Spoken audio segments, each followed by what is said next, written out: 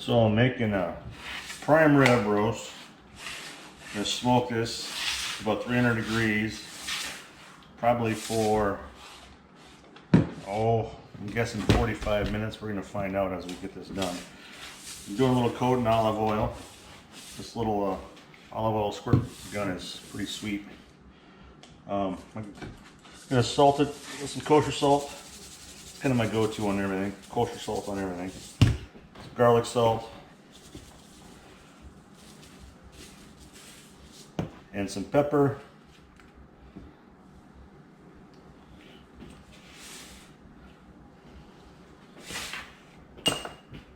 And finally onion powder.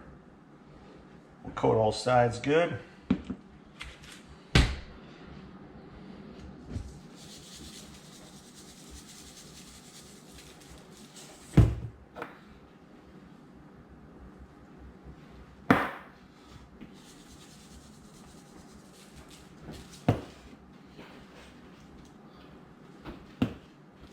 It's a little messy, but you know what? That's part of the deal.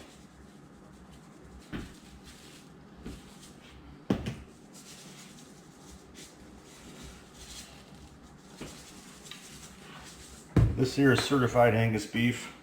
Bought this from a cattle feeder here just outside of Yankton, and we've had it aging for a few weeks. Sealed all up in the bag, and we'll rotate it every week. So I'm excited about this and see how it's going to go. All right, more to come. You can't beat the weekend after Thanksgiving in South Dakota, where it's 60 plus degrees. It's a pretty bright future, so we gotta wear shades when we do this. So I got my smoker set at 300 degrees. I want to get the internal temp on this to medium rare, around 130, 140 range. Once I get it to temperature, I'm gonna actually then sear the outside of it. I'll pull back my burner and use my searing option on here. So I'm anticipating this taking about 40 minutes, maybe 50 minutes. And we'll come back in a little bit. I'm guessing the sun will be down by then. So we've had this on now for close to an hour, and I just checked. We're at about 89 degrees internal temp, so we got some room to go yet. It is looking good though. Almost need a little more light. Looking very good. Let's see if I can multitask here.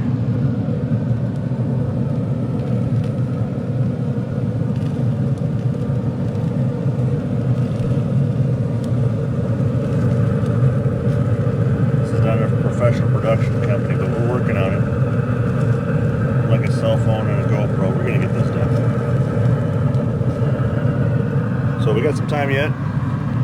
We'll bring it back out shortly.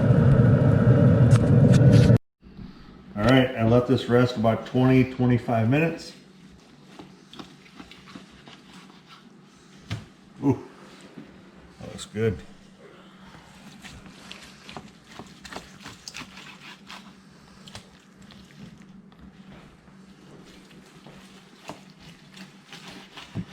Smells amazing.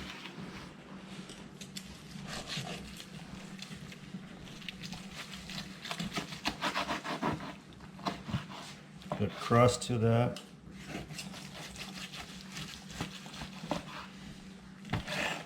Ooh, that looks awesome. Thank you, farmers. All right, time to eat. Thanks. Don't mind my four-legged friends here. They'll probably be wrestling a little bit, or maybe they'll be a good boys. We'll see.